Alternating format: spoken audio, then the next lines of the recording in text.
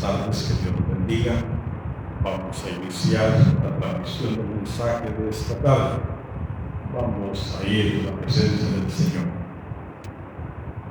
Amado Dios y Padre Celestial, gracias, Señor. Muchas gracias, porque a través de tu palabra, Señor, nos enseñas aquellas cosas profundas por medio de las cuales, oh Dios, podemos aprender y darnos cuenta la grandeza de Dios que tenemos. En esta hora te bendigo, alabo tu nombre, oh Dios, e invoco tu presencia a través de tu Espíritu Santo, para que el mensaje de este día sea expuesto conforme a tu voluntad. Que sea tu Espíritu, oh Dios, limpiando mi mente, mi corazón y mi alma, para que el mensaje sea transmitido conforme a tu propósito. Bendice a los que has elegido para esta tarde, edifícalos, oh Dios, y bendice a sus respectivas familias. Padre, gracias, muchas gracias, Señor, en el nombre de Cristo Jesús. Amén. Vamos a hablar ahora, en esta tarde, el Salmo 34. Salmo 34, versículo, vamos a leer el versículo 11. Y dice: venid, hijos, oídme. El temor de Jehová os enseñaré. Esto quiere decir que esta pequeña partícula, este pequeño verso, nos está dejando bien claro que el énfasis del Salmo es el tema del cual vamos a hablar. Y el tema es el temor de Dios. Pero en los versículos del 7 al 9, al leerlos, vemos que Dios protege, defiende y provee a los que le temen. ¿Verdad? Es interesante porque dice: el ángel de Jehová acampa alrededor de los que le temen y los defiende. Gustad y ver que es bueno Jehová, dichoso el hombre que confía en él. Temed a Jehová vosotros sus santos, pues nada falta a los que le temen. Qué interesante. Amados hermanos, no voy a darle una definición en cuanto a lo que significa ser una persona temerosa de Dios, pero sí lo que deseo dejar bien claro como una introducción es que el temor a Dios es la actitud positiva que nos ayuda a enfrentar la vida con seguridad y confianza. Eso es lo que muestra el Salmo 34, sí. Pero también hay una cosa: la riqueza de este salmo. Se recuerda cuando estuve predicando acerca de la unificación, que les enseñaba de que venía el pueblo, muchos cansados, desesperados por la inclemencia del clima, otros que se les había quebrado la rueda de la carreta, venían ofuscados. Y cuando el sumo sacerdote veía que el pueblo llegaba, salía a la entrada del templo, y era cuando decía: mirad cuán bueno y cuán delicioso es habitar los hermanos juntos en armonía. Les estaba dando el aliento. Este Salmo 34 también hace un énfasis porque el sumo sacerdote se los leía como una lectura litúrgica. Se los leía. Y la riqueza de este salmo, hermano, está en el trasfondo de él. ¿Por qué? Porque es cuando nos muestra lo que David estaba viviendo, lo que David estaba sufriendo, y de allí es que emana este Salmo 34. Y como que hay una controversia, porque lo que estaba pasando David era como para brincar de alegría. No, lo que estaba pasando David era difícil, amados hermanos. En 1 Samuel capítulo 21 nos narra la historia, cómo David se encontraba. Recordemos que David estaba huyendo de Saúl, entra a la cueva, trata la manera de descansar en él, trata de refugiarse, tiene hambre, tiene sed, y en la desesperación de que tenía hambre, se fue a meter a la boca del lobo, porque se fue a meter a donde estaban los filisteos, y el rey de los filisteos no lo conocía. Entonces entró, le abrieron las puertas y entró. Estuvo convidado por el rey, comió y bebió vino, porque no lo conocía. Pero entonces los generales que combatían al frente del ejército, ellos lo reconocieron a David, y ellos empezaron a decir: hey, este es aquel de quien la gente decía: Saúl mató a 1000 y David a sus 10,000. Otros decían: este fue el que nos derrotó cuando le voló la cabeza al gigante. Cuando David escucha de que estaba siendo ya descubierto, tuvo que inventarse una artimaña y empezó a simular como que se estaba volviendo loco. Empezó a decir un montón de barbaridades. Y el rey dijo: ¿para qué queremos otro poco más? Sáquenlo de aquí y llévenlo fuera de la ciudad. Y así fue como David se libró de que lo fueran a matar. Por eso, amados hermanos, este salmo lo recitaba el sacerdote en el templo. ¿Con qué propósito? Con el propósito de que las nuevas generaciones aprendieran a ser temerosos de Dios y que vivieran las bendiciones que iban a recibir. No es de que Dios eliminara los peligros, pero sí los defendía y peleaba por ellos. Y cuando había necesidad, Dios les proveía.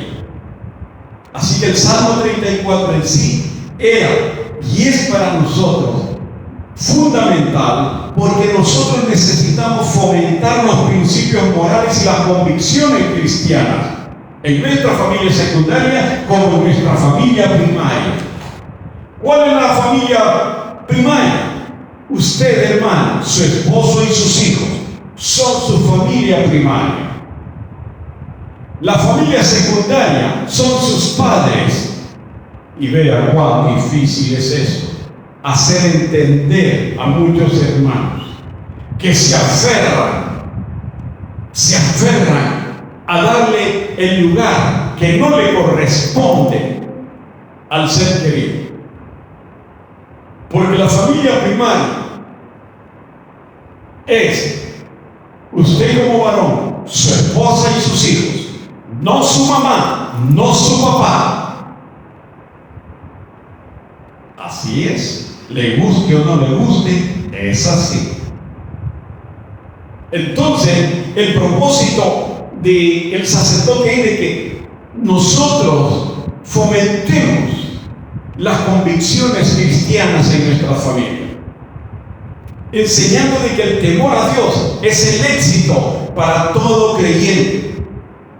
¿Quiere usted tener éxito en su vida? Tema a Dios, tema a Dios. En ocasiones he dicho que lo único que yo hago o lo único que yo hice es entender el versículo, ¿okay? Y luego traérselo a usted. Yo no estoy inventando, ni le estoy añadiendo, ni le estoy quitando nada de lo que el versículo está declarando. Se lo estoy únicamente trasladando a usted. Entonces, como dice Jorge Ramos, Vayamos al punto. Hoy voy a enseñarle algunas cosas de lo que habla el sacerdote. Y el primer punto es que los temerosos a Dios alaban a Dios en todo tiempo. Esa es la primera cosa que debemos de notar. Cuando una persona es temerosa de Dios, va a glorificar, va a bendecir el nombre de Dios a pesar de las tormentas, a pesar del momento difícil por el cual está pasando. Versículo 1 al versículo 3 dice: bendeciré a Jehová en todo tiempo, su alabanza estará de continuo en mi boca. En Jehová se gloriará mi alma, lo oirán los mansos y se alegrarán. Engrandecer a Jehová conmigo y exaltemos aún su nombre. Eso es lo primero, que el que es temeroso de Dios va a bendecir el nombre del Señor, esté en las circunstancias que esté. Ahora, conociendo el trasfondo del Salmo 34, vemos que el salmista se encuentra en una situación bien difícil. Y le voy a contar esto. Todos los pastores no evangelistas, no los evangelistas, porque los evangelistas preparan un mensaje para 3 meses y andan de iglesia en iglesia predicando el mismo mensaje de salvación. Pero los pastores, el Espíritu de Dios, antes de venir y presentarle a usted la palabra, nos hace que la digeramos, que la mastiquemos para saber a qué sabe. Yo estoy pasando por una situación difícil, ¿verdad? Bien difícil. Esta semana estuve en ayuno y oración 2 días y lloraba y lloraba y lloraba.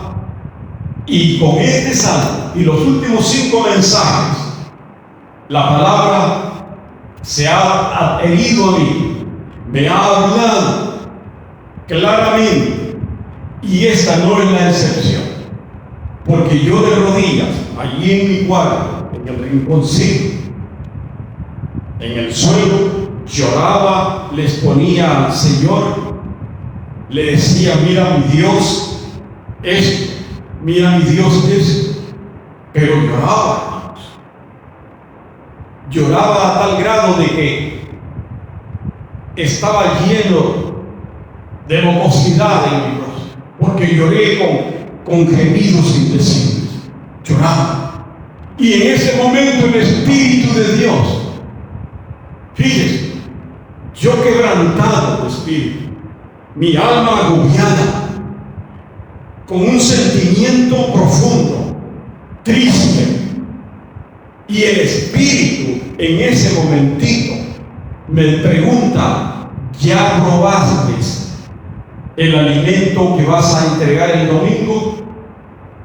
Y yo llorando, moqueando, le decía: no, Señor.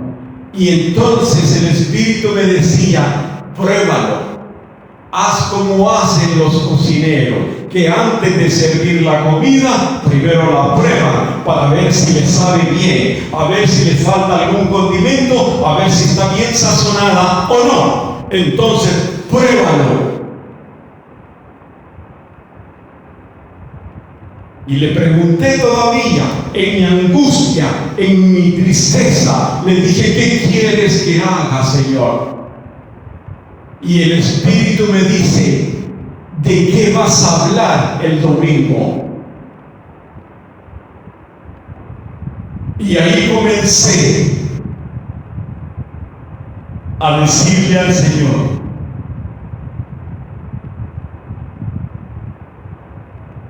el versículo 1: bendeciré a Jehová en todo tiempo, su alabanza estará de continuo en mi boca. Y lloraba, hermanos, lloraba como no tienen idea, mas el Espíritu me hizo repetir varias veces este versículo y me dijo: ¿a qué te sabe? ¿Te sabe bien? Sí. Entonces entrega el mensaje el domingo, porque ya lo probaste. Ahora sí puedes entender lo que significa estar quebrantado, estar angustiado y bendecir el nombre de Dios. Así, hermano.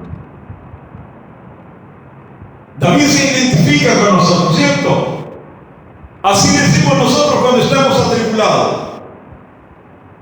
No. Pero todos los que hemos creído en Dios debemos de alabarle, debemos de glorificar su nombre en todo tiempo, amados hermanos. Porque eso muestra la fe, muestra la aceptación del poder y muestra que nosotros aceptamos la justicia divina, que no estamos cuestionando a Dios. En otras palabras, yo puedo o usted puede estar en grandes problemas, y lo que nos hace alabar a Dios, que es el suyo también, es de que nosotros reconocemos de que no estamos solos, que no somos huérfanos, que tenemos un Padre celestial, que no estamos aquí por error, que no hemos sido engendrados por accidente y que no fue casualidad el que nosotros llegáramos a esta tierra. Porque nuestro Dios nos hizo renacer de nuevo y Él tiene cuidado de nosotros. Y esa es la fe que debemos de tener para que podamos decir que aunque la higuera no florezca, aunque no haya fruto, aunque no haya alimento en mi mesa, yo alabaré y bendeciré el nombre de Jehová. Y le digo, lo que me ha venido agobiando no se trata de dinero. No se trata de escasez de comida. Pero tan amarga ha sido mi situación que le digo que lloré y lloré, y después que lloré tanto me quedé tendido en el suelo y empecé a glorificar a Dios con una tranquilidad, con una paz. Es tiempo, amados hermanos, de bendecir el nombre de Dios, porque esa es la actitud de los que practican el temor a Jehová y de los que reciben la ayuda para enfrentar las adversidades de la vida con confianza y seguridad. Porque déjenme decir, en los momentos de angustia, en los momentos que uno está quebrantado, hay hermanos que no abren sus labios para expresar, para bendecir el nombre de Dios. No surge en alabanza de parte de ellos, pero sí surgen quejabanzas. ¿Saben qué es quejabanza? Aquellos cristianos que en medio de la tormenta, que en medio de la vicisitud, que en medio de la angustia en la que están viviendo, lo único que saben hacer es quejarse. Se convierten en María Dolores. Ay, me duele aquí, ay, me duele allá, que me falta esto, que me falta esto, que me falta esto, pero no alaban el bendito nombre de Jehová. Solo se quejan.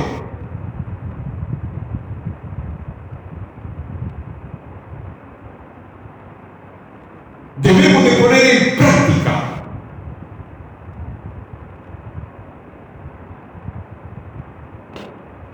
algo.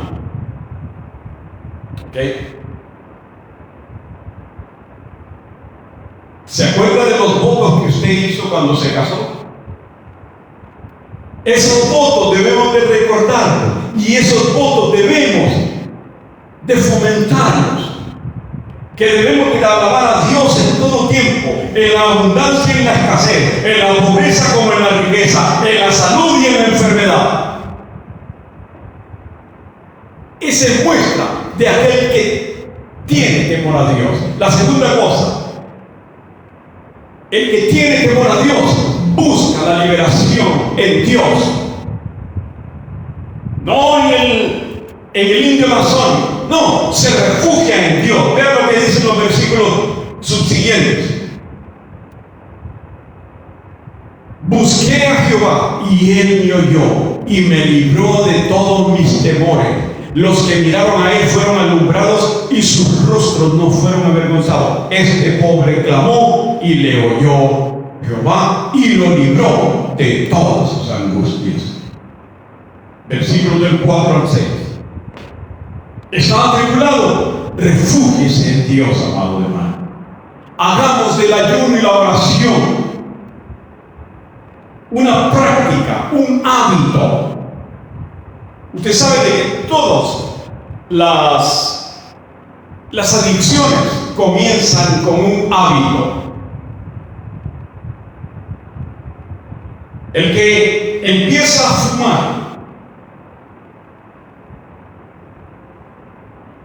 aquellos digo aquellos y yo me incluyo, porque cuando yo estaba en el ejército y me tocaba guardia en la madrugada, la hora más mala, porque como era recluta me ponían la hora más mala de guardia. Entonces había comenzado con el hábito de fumar. Ese hábito se me estaba haciendo costumbre. Gracias a Dios de que no me, vamos a decir así, no se enraizó en mí.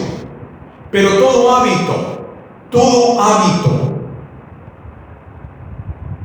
comienza el hábito, se hace costumbre y luego se hace adicción. Sea lo que sea. Usted tiene su celular. Si usted es adicto a su celular, usted no puede vivir 24 horas sin el celular. Porque usted no olvida, usted a donde quiera que vaya, usted se regresa hasta que usted tiene el celular en su mano, y cuando usted toma ese celular empieza a sudar helado, le da taquicardia, porque no puede, porque está adicto, tiene una adicción. Y eso es difícil de que la gente adicta lo comprenda. Dígale a un adicto, tú eres adicto, y le dice, adicta es tu mamá. Porque no quieren aceptar. La persona adicta al celular nunca va a aceptar de que es una adicción. Yo lo dejo cuando quiera, así. Hasta los borrachos dicen, no, yo el trago lo dejo cuando quiera. No. Cuando ya es adicto, ya no lo puede dejar.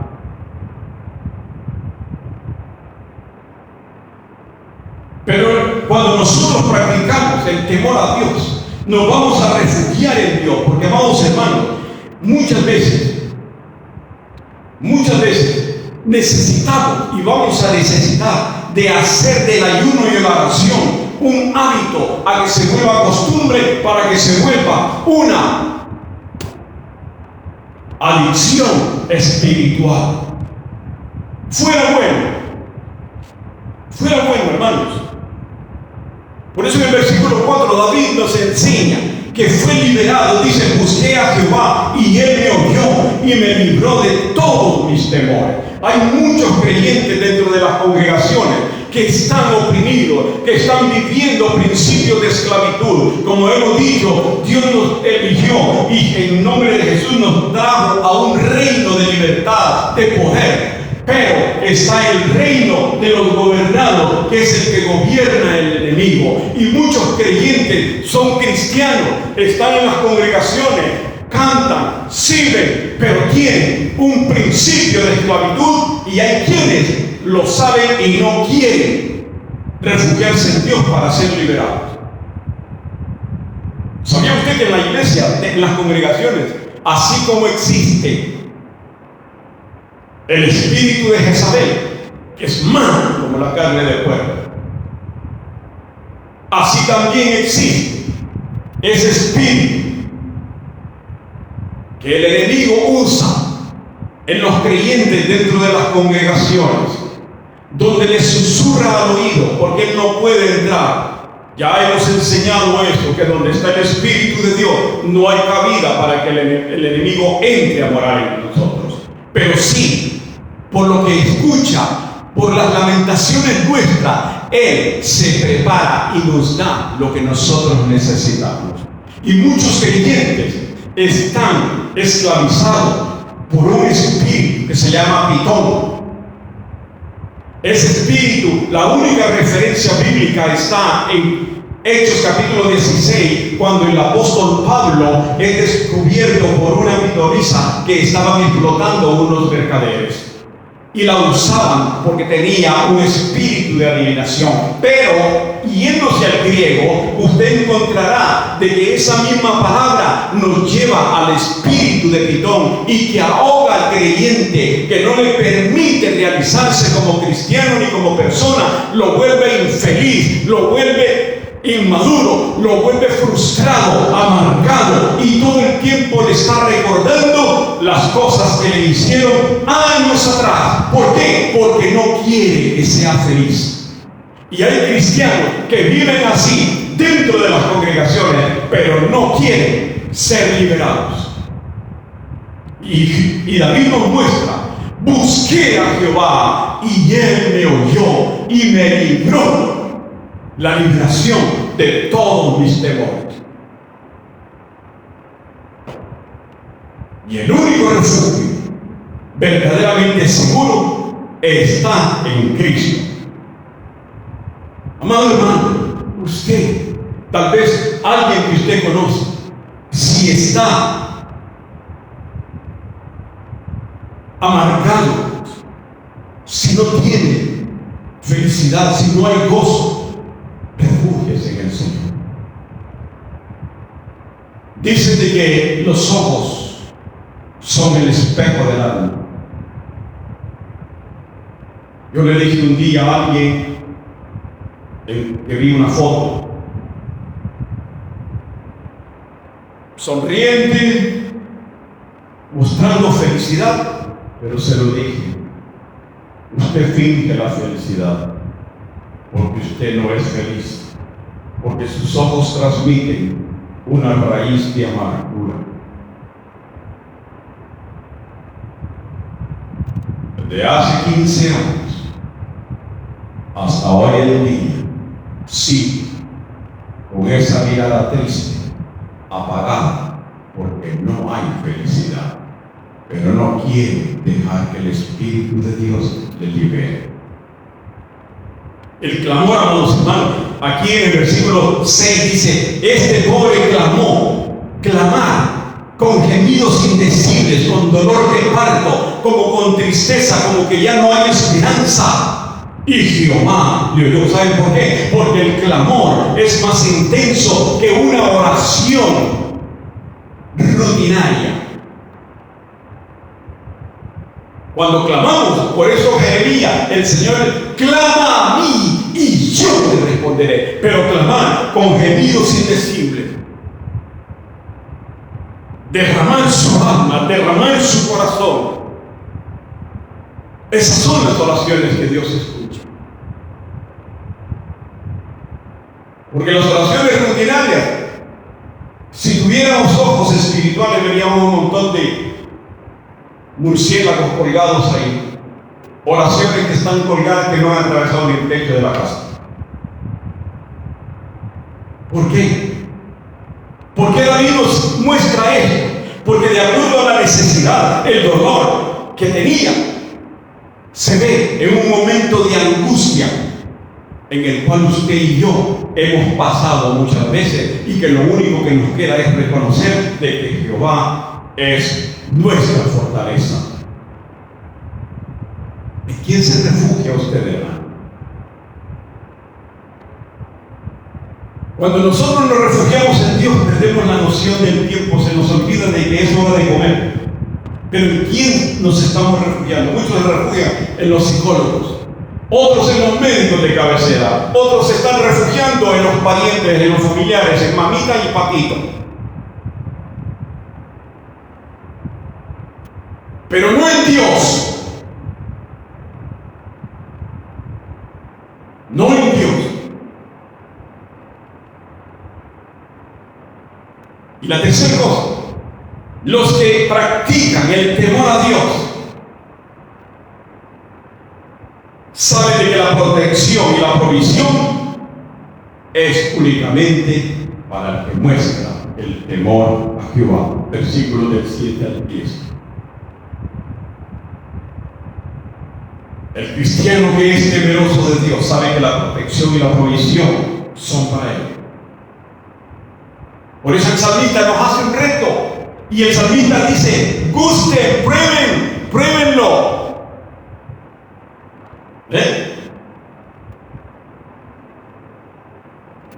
Dichoso el hombre que confía en él. Temed a Jehová vosotros, pues nada falta a los que le temen.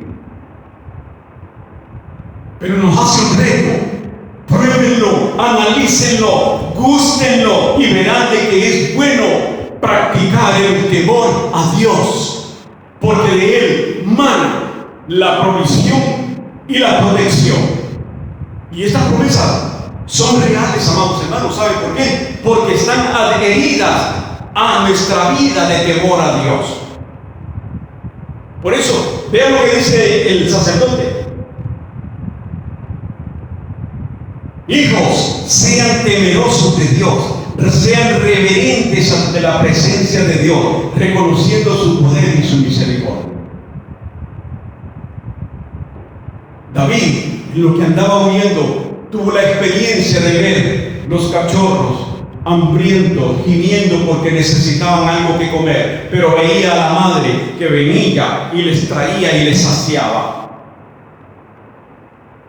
Pero dice, pero los que buscan, o sea, nosotros con mayor razón, si buscamos y nos refugiamos en Dios, vamos a ser bendecidos. No así los que se refugian y dependen del favor de los demás. Pero los que confían en Dios no tendrán falta de ningún bien. Aleluya. Quiero decirle antes de pasar al punto 4. Yo no sé si usted observó, se dio cuenta del mensaje del sacerdote. Que los que temen a Dios caminan seguros, porque confían en Él. Porque Él es nuestro protector y nuestro proveedor.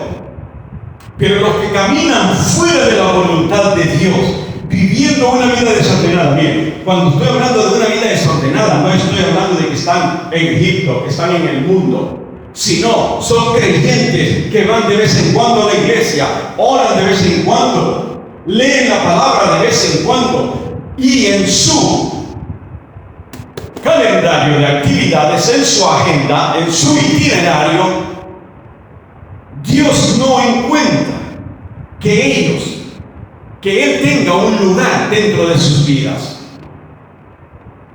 El itinerario de aquellos que viven desordenadamente, espiritualmente, no está Dios ahí. No hay tiempo para orar, no hay tiempo para leer la palabra, no hay tiempo para predicar el evangelio, no hay tiempo para ayunar.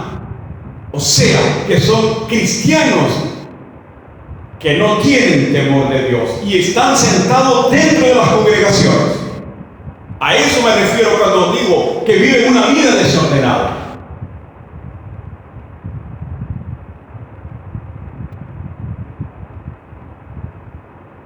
Pero los que temen a Dios caminan seguros. Todo lo contrario de aquellos cristianos desordenados. ¿Okay?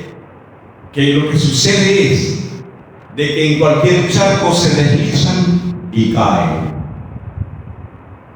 Y eso es lo que el sacerdote les dice. Ya se dieron cuenta que los que temen a Jehová alaban a Dios en todo tiempo, aunque no tengan que comer. Ya se dieron cuenta que los que tienen temor a Dios, cuando están angustiados, afligidos, se refugian en el Señor y no en los favores de los amigos ni de la familia. Ya se dieron cuenta que los que temen a Dios no se refugian en los psicólogos, no se refugian en Pare de Sufrir, ni en el niño masónico. Se refugian en Dios, porque saben que Él es nuestro protector y nuestro proveedor. Ya se dieron cuenta. Eso es lo que dice el sacerdote. Dios protege y provee. Ahora les va a hablar de las implicaciones en cuanto al temor de Dios. El cuarto paso, la cuarta cosa. Las cosas que debemos de hacer aquellos que tenemos temor a Dios. Y el versículo 11 fue el inicio. Venid, hijos, oídme, el temor de Jehová os enseñaré. Versículo del 1 al 10, amados, fue únicamente la motivación del salmista. Pero ya los versículos subsiguientes son la enseñanza, o sea, es lo que nosotros debemos de hacer para mostrar el temor hacia Dios. Es por eso, tiene que tomar en cuenta eso. En cada predicación debe de haber una explicación y una aplicación. Si hay una explicación, pero no hay aplicación, el mensaje está incompleto. Y viceversa. Por eso el sacerdote le dice: ¿ya se motivaron? ¿Ya entendieron? Ahora les voy a decir qué es lo que tienen que hacer. Versículo 12 al 14 muestra algo muy importante que debemos de hacer.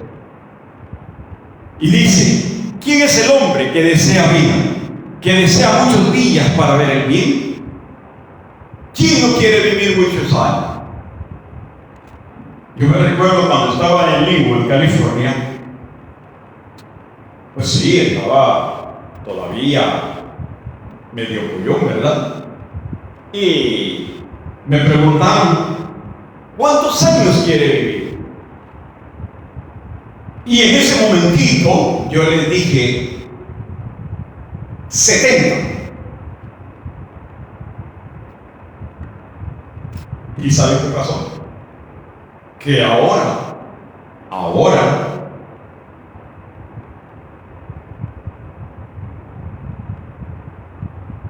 que voy a ser el tutor de una familia, ahora le he pedido 20 más al Señor.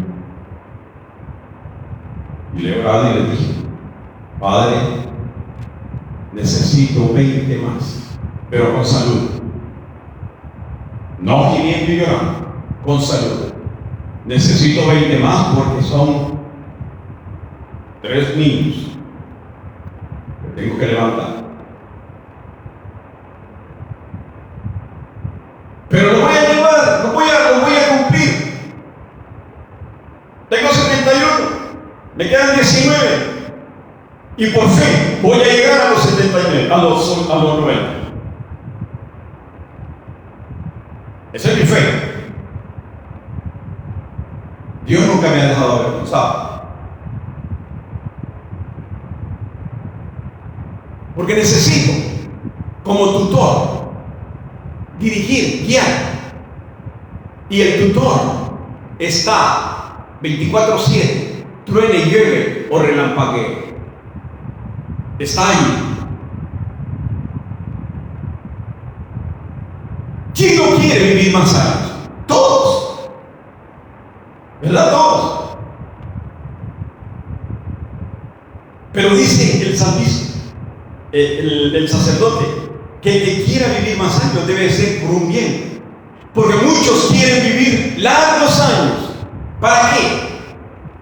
Para cuidar nietos y luego pasar a cuidar bisnietos y luego preocuparse por los intereses que van a dejarle a cada uno de los hijos, lo que van a heredar a cada quien de la familia.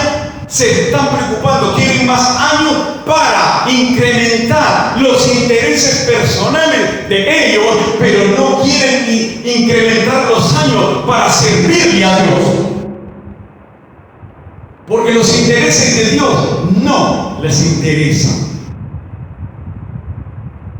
Y el sacerdote dice que el que quiera más años debe de ser para ver el bien. ¿Qué bien, amado hermano?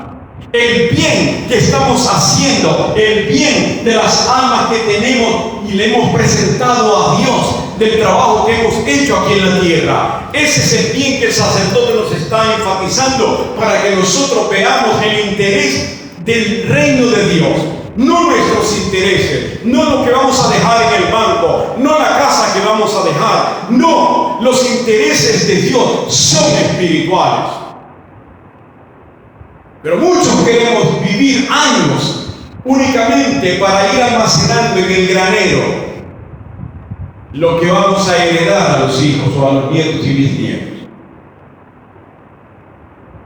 Por eso el versículo 13 dice: una de las cosas que debemos de hacer es hablar nuestra lengua de chismes, de calumnias y de toda mentira. Porque Colosenses capítulo 3 versículo 9 dice: no mintáis los unos a los otros, habiendo despojado del viejo hombre con sus hechos. Versículo 10: y revestidos del nuevo, el cual conforme a la imagen del que lo creó, se va renovando hasta el conocimiento pleno. O sea que hay un proceso en nuestra vida. Constantemente nosotros necesitamos renovarnos día a día, amados hermanos, a través del Espíritu, sin desmayar. Porque Gálatas 14, versículo 6, capítulo 6, versículo 9, de acuerdo al versículo 14, apártate del mal y haz el bien. Y Gálatas lo enfatiza y nos declara ser constantes en lo que vamos a hacer. No os cansemos de hacer el bien, porque a su tiempo segaremos si no desmayamos. Le digo una cosa, le digo, si a mí me llueve sobre el mojado cuando estoy plasmando el mensaje, que el espíritu me agarra de las orejas porque no tengo pelo, pero me hace probar lo que es duro y tupido. Porque yo le dije al Señor: ¿sabes qué, mi Dios? Ya me cansé de estar haciendo el bien a fulano y a sultano. Ya me cansé, porque no agradece ni a mí ni a ti. No te agradece, porque tú pones en mí el querer como el hacer por tu buena voluntad. Pero ya me cansé. Fue cuando vino el versículo este de Gálatas: no nos cansemos de hacer el bien, porque a su tiempo segaremos si no desmayamos. Versículo 15 al 19, el sacerdote habla acerca de los beneficios para cumplir de lo que está escrito. Amados hermanos, debemos de recordar que nosotros somos y seremos lumbreras en el camino por donde pasemos. Porque debemos de ser testimonio a todas las demás personas. Y debemos de servir al Señor. Y el temor de Dios es reconocer que Él es santo. Y como Él es santo, yo me voy a abstener de ver basura en el celular que yo tengo, de ver basura en la internet, porque Dios es santo y esa es parte de mostrar el temor que hay en mí para Dios. Debemos de predicar la palabra, porque dijimos que el temor a Dios es la actitud positiva que nos permite confrontar las adversidades de la vida con seguridad y confianza. ¿Quieres ser próspero como Job? Imitemos quién era. Porque la prosperidad de Job no fue por las yuntas de bueyes que empezaban a arar el terreno a las 3, 4 de la mañana. La prosperidad de Job vino a través del temor hacia Dios. Si usted es temeroso de Dios, Dios le va a suplir la semilla, Dios le va a suplir la tierra, Dios le va a suplir el abono, Dios le va a suplir la cosecha y Dios le va a suplir la bendición. Si usted es temeroso de Dios, amado, practiquemos el temor de Dios siguiendo los pasos que hemos aprendido. Bendigamos a Dios en todo tiempo, refugiémonos en Él y confiemos en su protección y provisión y caminemos en obediencia a su palabra. ¿Sabes por qué? Porque el propósito y el deseo de Dios es que nosotros seamos prosperados en todo así como prospera nuestra alma. Y si usted lo cree, diga amén. Alabado sea el nombre del Señor. Padre, gracias. Gracias, Señor, en esta tarde. Tu palabra ha sido enviada como tú demandaste. Ahora permite que el corazón que vaya a recibir este mensaje sea un corazón receptor, para que tu palabra, Señor, haga el trabajo para lo cual ha sido enviada a través de tu Espíritu. Bendice, Señor, a cada uno de los oyentes, bendice a los que van a escuchar posteriormente y bendice a sus familias. Pero te rogamos, oh Dios, que bendigas nuestra vida. Aquí estamos, oh Dios. Tú conoces lo que hay dentro de mí. Tú sabes, mi Dios, lo que me está agobiando.